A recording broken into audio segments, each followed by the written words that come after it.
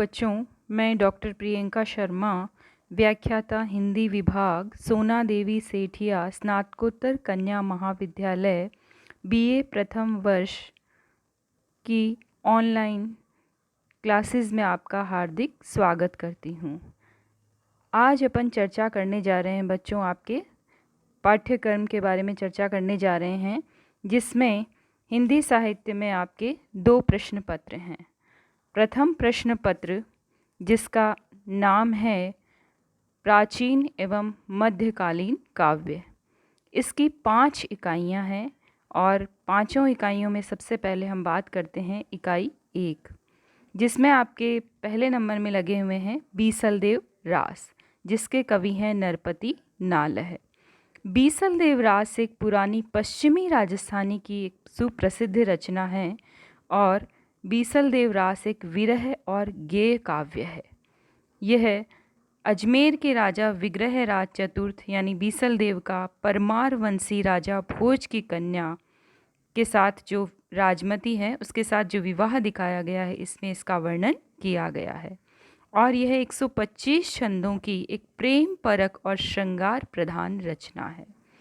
दूसरे बात करते हैं अपन ढोला मारूरा दूहा, इसके कवि हैं नरोत्तम दास स्वामी। इसमें राजस्थान में ढोला और मारू की प्रेम कहानी बहुत ही लोकप्रिय है और यह एक मार्मिक काव्य है, जिसमें विरह की सभी दशाओं का चित्रण बहुत ही सुंदर तरीके से किया गया है। अगले कवि हैं आपके विद्यापति। विद्यापति राजा शिव सिंह के दरबारी कवि थे और विद्यापति की मूल चेतना श्रृंगार को मानी गई है और इन्होंने सौंदर्य, श्रृंगार और भक्ति से परिपूर्ण अपनी रचनाओं को समाहित किया है और यह कृष्ण भक्त कवि हैं और इनकी पदावली गेय पदों में रचित है। अगले कवि हैं अमीर खुसरो। अमीर खुसरो एक श्रेष्ठ कवि, कलाकार, संगीतज्ञ और सैनिक थे और इन्होंने 3 अफ़गान राजवंशों और सुल्तानों का पतन अपने आँखों से प्रत्यक्ष रूप से देखा था। अलाउद्दीन खिलजी ने खुसरो को अमीर की उपाधि से सम्मानित करते हुए राजकवि घोषित किया था। इकाई 2 में आपके लगे हुए हैं कबीर। तो कबीर ग्रंथावली हैं। तो कबीर निरक्षर थे और इन्होंने समाज में व्याप्त अंधविश्वासी रूढ़ियों और पाखंडों का खंडन किया था। कबीर ने गुरु की महत्ता को स्वीकार किया है और कबीर के काव्य में प्रतीकवाद और रहस्यवाद के दर्शन भी हमें देखने को मिलते हैं। अगले कवि आपके लगे हुए हैं जायसी। जायसी हिंदी साहित्य में निर्गुण मार्गी काव्य धारा में प्रेमाश्रय शाखा के प्रतिनिधि कवि माने गए हैं और जायसी ने पद्मावत, जो इनका श्रेष्ठ काव्य है, नागमती का विरह वर्णन है इनका रचित, ये हिंदी साहित्य की अद्वितीय वस्तु माना गया है। अगले कवि आपके लगे हुए हैं तुलसीदास। तुलसीदास जी भक्ति काल में राम भक्ति शाखा के प्रतिनिधि कवि माने जाते हैं और इन्होंने जो इनके द्वारा रचित विनय पत्रिका है, महत्वपूर्ण रचना है, जिसमें कलयुग में संतप्त होकर एक पत्रिका या अर्जी इन्होंने राम दरबार में भेजने के लिए लिखी। तो यह ग्रंथ भक्तों के गले का कंठहार भी कहलाती है। इसमें एक भक्त की अपने इष्ट देव से प्रार्थना की गई है, जिसमें मोक्ष की कामना की गई है। यह ब्रज भाषा में रचित है और गीति शैली में यह लिखी गई है। अगले कवि हैं महाकवि सूरदास। सूरदास भक्ति काल में कृष्ण भक्ति शाखा के प्रतिनिधि कवि माने गए हैं और इनका संपूर्ण कृष्ण काव्य प्रेम, सौंदर्य और श्रृंगार रस से ओतप्रोत है और सूरदास के काव्य में वात्सल्य और श्रृंगार रस की प्रधानता है। इकाई 3 में है मीराबाई। मीराबाई की गिनती भी भारत के प्रधान कृष्ण भक्तों में की जाती है और मीरा के पदों में वियोग की प्रधानता है, जो मीरा की भक्ति भावना का प्राण तत्व है। अगले कवि हैं आपके रहीमदास जी। रहीम का व्यक्तित्व प्रभावशाली था। वे मुसलमान होकर भी कृष्ण भक्त थे और अकबर रहीम से इतने प्रभावित हुए थे कि शहजादों की जो प्रदान की जाने वाली उपाधि है मिर्ज़ा खान की, तो मिर्ज़ा खान से रहीम को वो संबोधित करने लगे।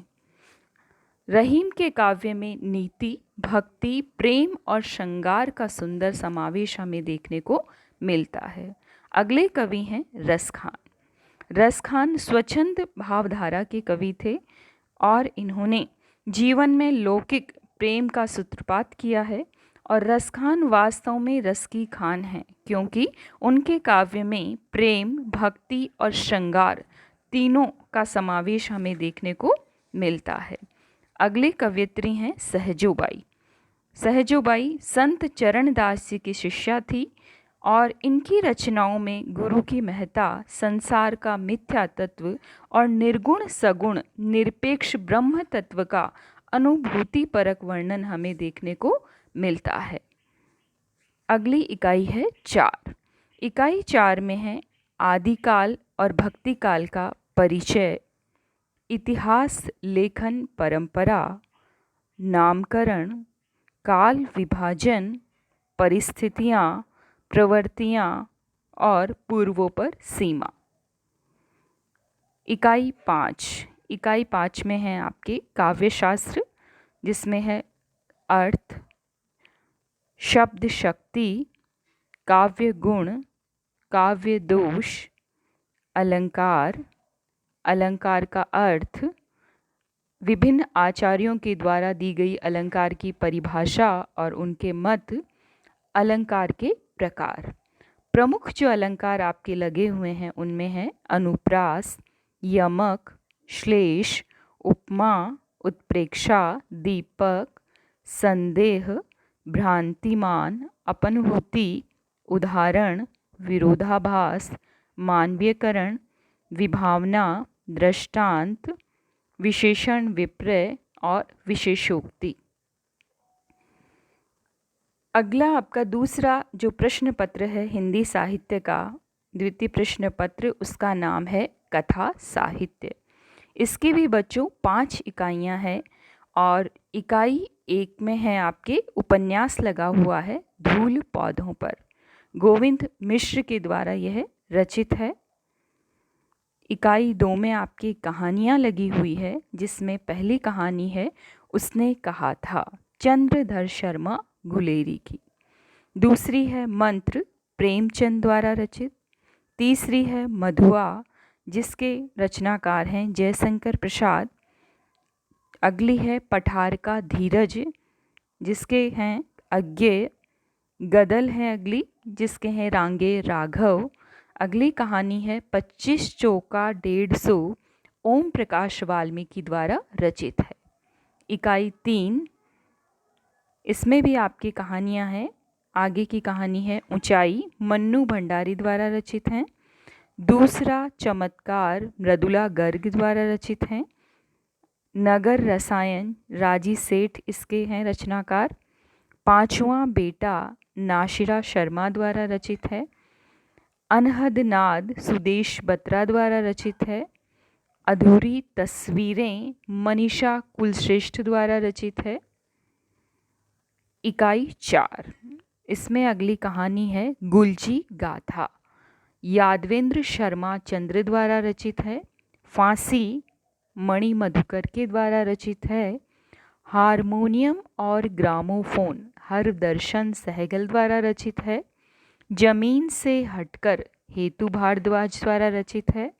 बाड़े का कुत्ता मालचंद तिवाड़ी द्वारा रचित है।